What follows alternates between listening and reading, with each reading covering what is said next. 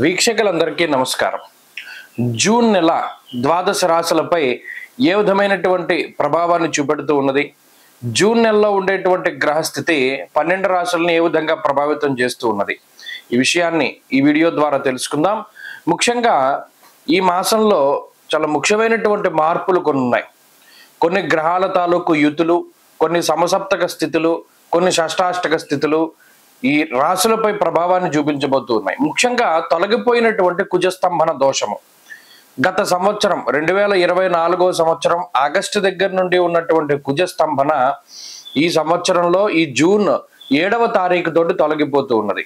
నీచక్షేత్రస్థిత కుజుడు దాదాపుగా చాలా ఇబ్బంది పెట్టినటువంటి సందర్భాల్లో, అంటే కుజ సంబంధమైనటువంటి వ్యాపారాలు, ట్రాన్స్పోర్ట్ కానీ, లేకపోతేనేమో బాణసంచాల తయారీ కానీ, పేలుడు పదార్థాల తయారీ కానీ, రియల్ ఎస్టేట్ ప్రధానంగా automobile industry, spare parts industry, ఇలా కన్స్ట్రక్షన్ ఓరియంటెడ్ ఇండస్ట్రీస్ ఏవైతే ఉన్నాయో ఇవన్నీ కూడా చాలా ఇబ్బందికరమైనటువంటి పరిస్థితులను ఎదుర్కొంటూ ఉన్నటువంటి పరిస్థితులు.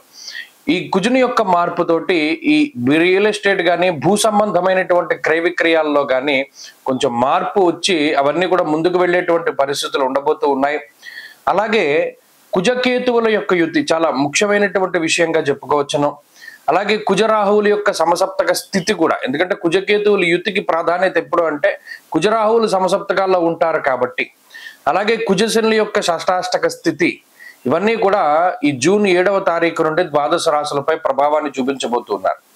అలాగే రవి ఈ జూన్ నెలలో 15వ తారీఖు వరకు వృషభ రాశి యందు, 15వ తారీఖు దాటాక మిథున రాశి యందు ఆయన సంచరించబోతూ ఉన్నారు.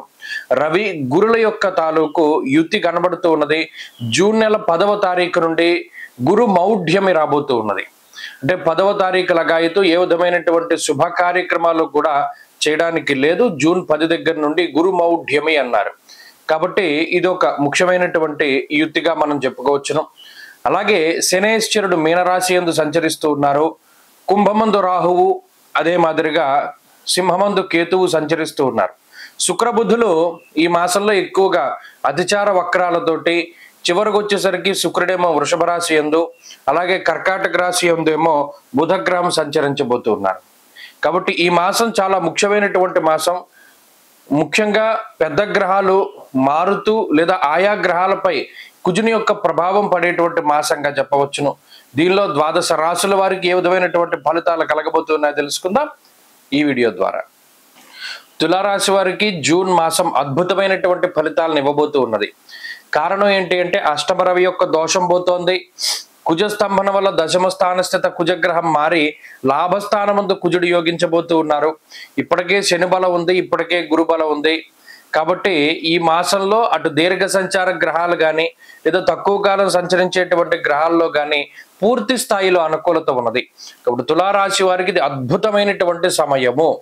ఎందువల్ల అంటే మనం ఇందాక చెప్పుకున్నట్టు దశమ స్థానస్థిత కుజుడు ఉద్యోగపరమైనటువంటి స్తంభన, అంటే ఈ ఉద్యోగం పోతుందో తెలియదు, ఇది ఉంటుందో తెలియదు, మనం ఏమైనా మారాలో అర్థం కాదు, కొత్త ఉద్యోగం చూసుకోవాలో తెలియదు.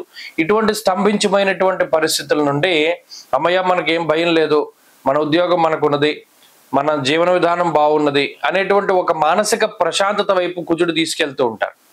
రెండో విషయం ఏంటి అంటే అష్టమంలో ఉండేటువంటి రవి చాలా ఇబ్బంది పెట్టినటువంటి సందర్భంలో, అంటే అటు ఆరోగ్యపరంగా కానీ లేదా మాట పట్టింపులు లేదా మరి ఇతరత్ర సమస్యల రూపంలో రవి ఇబ్బంది పెట్టినటువంటి సందర్భాల నుండి కూడా బయటపడడానికి అవకాశం ఉంటుంది. ప్రత్యేకించి ఆత్మస్థైర్యం పెరుగుతూ ఉంటుంది, మానసిక అలజడి తగ్గుతుంది, ఆకస్మికంగా వచ్చేటువంటి సమస్యలు తగ్గుతాయి. ఇలా రవి తన యొక్క దోషభూయిష్టమైనటువంటి స్థానం నుండి బయటికి వెళ్ళిపోయారు కాబట్టి ఇది ఒక మంచి విషయం. దీంతో పాటు అటు భాగ్యస్థానమందు గురుడు షష్ఠ శనేశ్వరుడు యోగిస్తూ ఉండడం వల్ల ఆర్థిక పరంగా ఇది చాలా మంచిది. ప్రత్యేకించి భూపరమైనటువంటి లావాదేవీలు, ఎవరైనా రియల్ ఎస్టేట్ చేస్తూ ఉన్నా, ఎవరైనా న్యాయస్థానాలకి సంబంధించిన సమస్యలు ఎదుర్కొంటూ ఉన్నా, లేకపోతే ఇతరత్ర ఏదైనా ఇబ్బందులు ఉన్నా, మరే ఇతరత్ర ప్రభుత్వపరమైనటువంటి ఇబ్బందులు ఉన్నా, అన్నిటి నుండి కూడా బయటపడడానికి అవకాశం ఉంటుంది. అంతేకాక ఇక్కడ ముఖ్యమైనటువంటి విషయం ఏంటంటే ఏదైనా మన ఇల్లు అమ్మాలి, లేదా స్థలం అమ్ముడవ్వాలి, లేదా ఏదైనా ఇల్లు కొనుక్కోవాలి, స్థలం కొనుక్కోవాలి, ఇటువంటివి ఏవైతే ఉన్నాయో ఈ భూపరమైనటువంటి సంపదకి సంబంధించి స్థిర చరాస్తుల తాలూకు అమ్మకాలు కొనుగోలుకి సంబంధించినటువంటి విషయాలు ఇవన్నీ కూడా ముందుకు వెళ్ళడానికి అవకాశాలు ఉంటాయి. కాబట్టి స్తంభించిపోయినటువంటి తులారాశి వారి యొక్క జీవితం జూన్ నెలలో కొంచెం ముందుకు సాగడానికి అవకాశం ఉంటుంది. ఇది చాలా గొప్ప విషయంగా చెప్పచ్చు.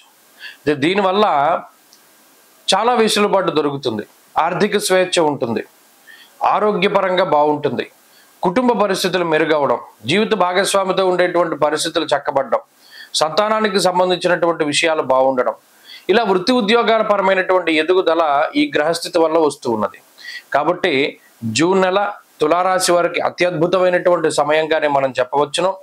అంతా బాగున్నది. మరింత అనుకూలమైనటువంటి ఫలితాలు కూడా సాధించడానికై ఈ రాశి వారు ప్రత్యేకించి ఈ మాసంలో అమ్మవారి యొక్క ఆరాధన చేయడం, ముఖ్యంగా దేవీ ఖడ్గమాల స్తోత్రాన్ని పఠిస్తూ ఉండడం చెప్పదగినటువంటి సూచన.